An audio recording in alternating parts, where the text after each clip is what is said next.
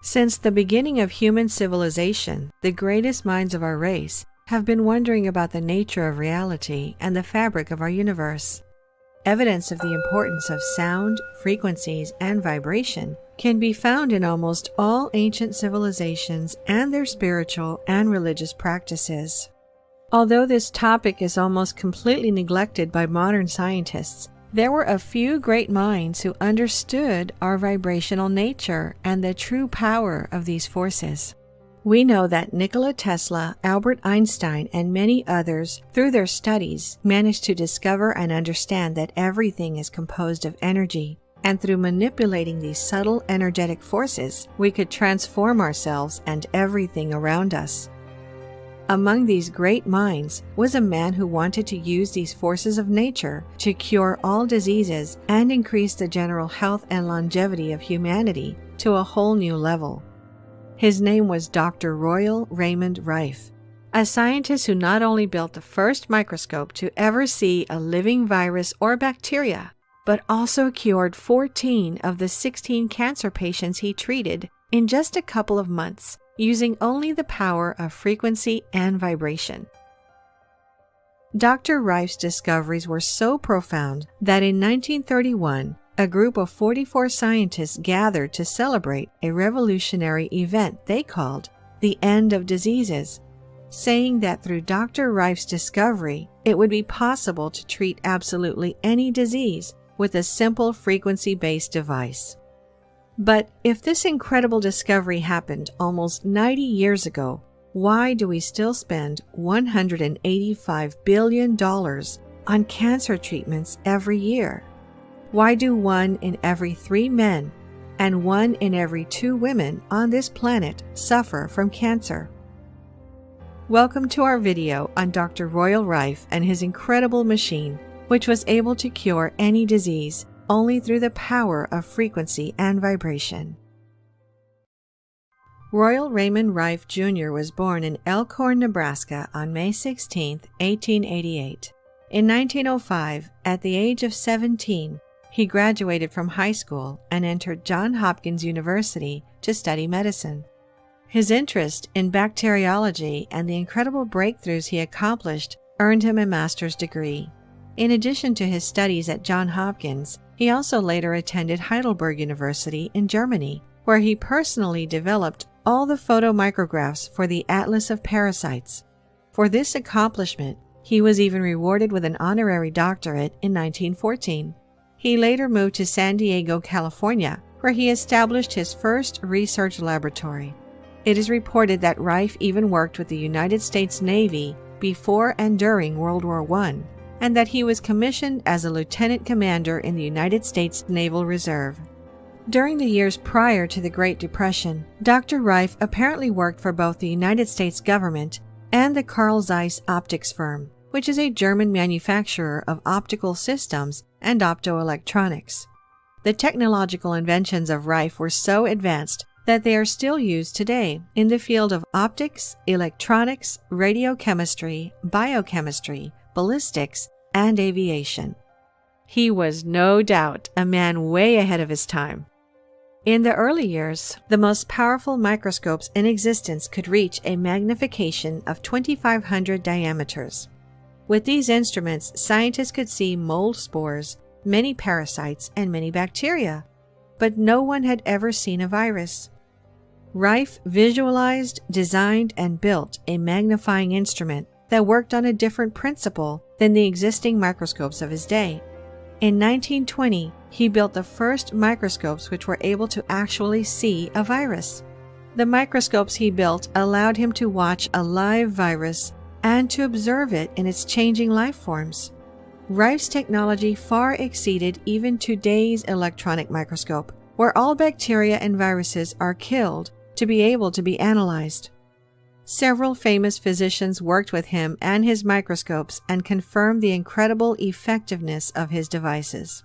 Rייf was so dedicated that he would sometimes work for as long as 20 hours just to get a virus in focus. In 1933, Royal Raymond Rייf presented to the world the Universal Microscope, which was not only the most powerful optical microscope ever made up to that time, but it was also the most versatile. One of the most attractive features of this microscope was that, in contrast to the electron microscope, the universal microscope does not kill the specimen under observation and affords observation of natural living specimens in all circumstances.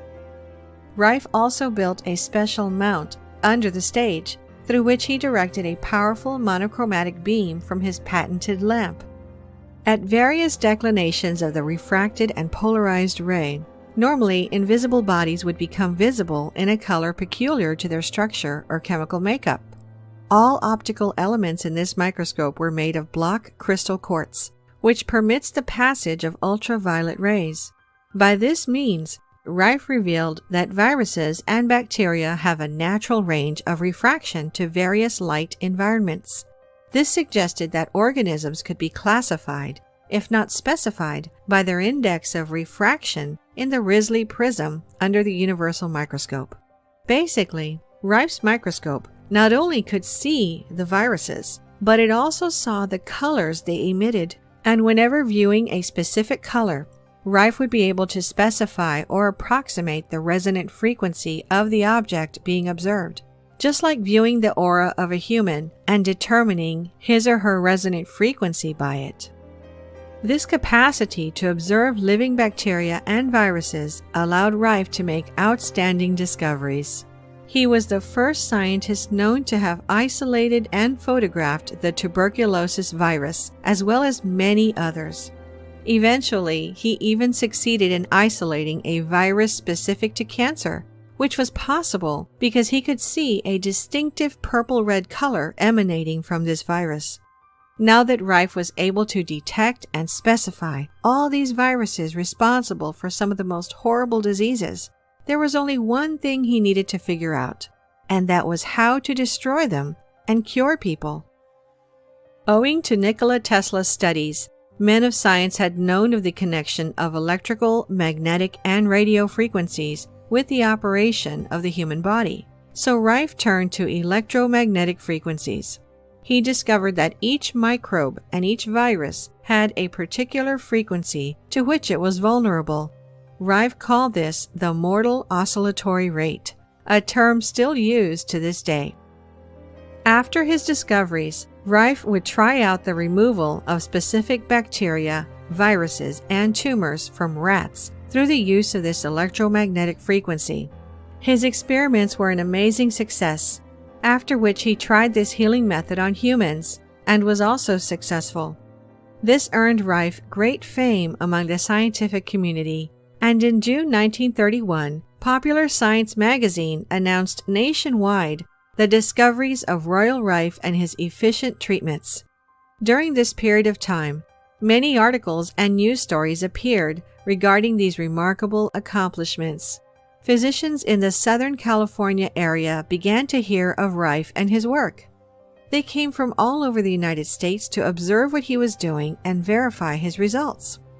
After this release in November 1931, Dr. Milbank Johnson invited 44 physicians to honor Rijff's work and declared the end of all disease. Dr. Royal Rייff was honored as the man who had discovered a way to end all disease at this meeting and was hailed as a hero.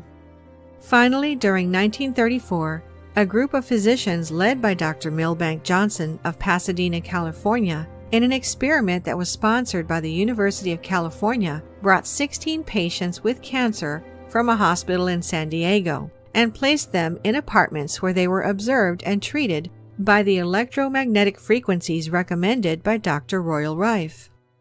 In just 3 months, 14 of the 16 patients were declared free of any cancer at that time. The other 2 required an additional month of treatment to be completely cured. After this monumental success, Dr. Royal Rייff made the following statement: "With the frequency instrument treatment, no tissue is destroyed, no pain is felt, no noise is audible, and no sensation is noticed. A tube lights up, and 3 minutes later the treatment is completed. The virus or bacteria is destroyed, and the body then recovers itself naturally from the toxic effect of the virus or bacteria. Several diseases may be treated simultaneously." Rייף was hailed in the scientific and medical communities for his discoveries, and by 1937 he established a company called Beam Ray with several colleagues, and 14 of his machines were manufactured. So what happened? Why aren't these machines in every hospital and cancer treatment center in the world today? Simply put, the only cancer Rייf couldn't seem to kill was greed.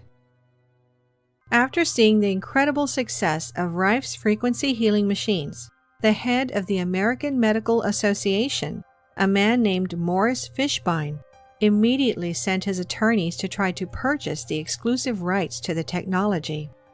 Rייf, however, turned down his offer. Although no one knows the exact terms of the offer, it was probably similar to the one Fishbein made to Harry Hoxsey, a man who discovered an herbal remedy which destroyed cancer cells. Hoxsey himself traced the treatment to his great-grandfather, who observed a horse with a tumor on its leg cure itself by grazing upon wild plants growing in the meadow. John Hoxsey gathered these herbs and mixed them with old home remedies used for cancer. Not surprisingly, he was ridiculed, and the U.S. Department of Health even mass-printed warnings to the public stating it does not work, although Morris Fishbein himself admitted in court that the remedy worked on skin cancer. The deal offered to Hoxsey for the rights of his remedy stated that Fishbein and his associates would receive all profits for 9 years, and Hoxsey would receive nothing. Then, if they were satisfied that it worked, Hoxsey would begin to receive 10% of the profits. When Hoxsey refused, Fishbein used his political connections to have Hoxsey arrested 125 times in a period of 16 months. The charges, based on practicing without a license, were always thrown out of court, but Fishbein harassed Hoxsey for 25 years. In the end, Hoxsey's herbal cancer remedy was another suppressed healing method for cancer. Rייf knew that turning down a man like Morris Fishbein wasn't an easy thing. He was known as a man who would use all his powers to harass and eventually destroy countless scientific discoveries that could harm the wealth of a few powerful families such as the Rockefellers and those who controlled the pharmaceutical industry, which is worth billions. Rייf, just like Hoxsey, turned down his offer. Not satisfied for having his proposal denied, Fishbein allegedly financed one of the engineers who worked with Rייf to bring a lawsuit against him. That lawsuit was the beginning of the end for Rייf and his machines. Unable to withstand the attacks on his character and life's work in court, Rייf crumbled and turned to alcoholism. Despite the fact that he ultimately won his case, the legal costs bankrupted him, and his Beam Ray company went out of business. Even after the lawsuits, Fishbein, who still wielded all the power, hunted down any further proper scientific investigations into Rייf's breaking discoveries and his machines. Doctors that had previously supported Rייf suddenly fell silent. One of his partners, Arthur Kendall, all of a sudden retired to Mexico after receiving a magical gift of $250,000 in his bank account. Other doctors were given large grants and honors to keep their mouths shut and go back to prescribing the useless pharmaceuticals. Major medical journals, which are all predominantly funded by big pharma advertising revenues, refused to publish anyone's work involving Rייf's theories or his machines. As if all this persecution wasn't enough, Rייf's lab was also broken into, and documentation of his work, including photographs and even pieces of his microscopes, were stolen and vandalized. We saw the exact same persecution campaign against Nikola Tesla and his free energy research.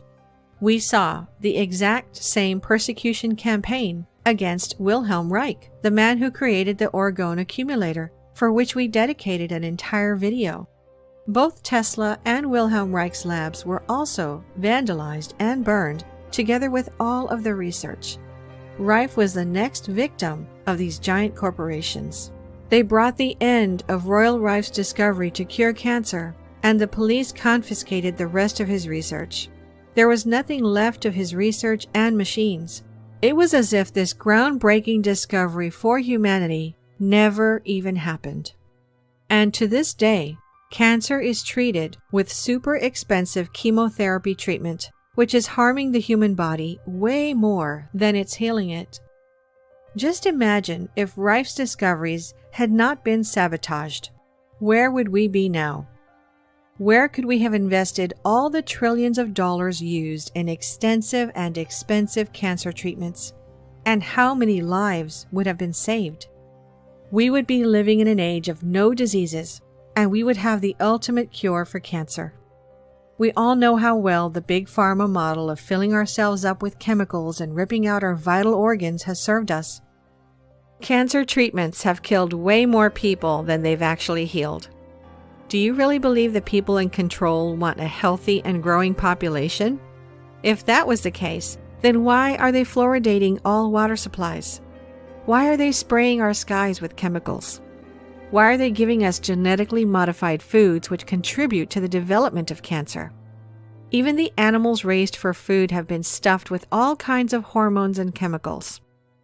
There is an evil agenda behind all of this, and it's up to us to end this. We could have free energy by now, but that would completely destroy the political and economic structure in which we're living. We could have Reif's frequency healing device, which could cure any disease without any pharmaceuticals. But a few greedy and powerful individuals prefer suppressing these technologies only to maintain wealth and control over humanity. Please share this video so that it reaches more people and it raises awareness. As George Orwell says, the masses never revolt of their own accord, and they never revolt merely because they are oppressed. Indeed, so long as they are not permitted to have standards of comparison, they never even become aware that they are oppressed. Thank you so much for watching.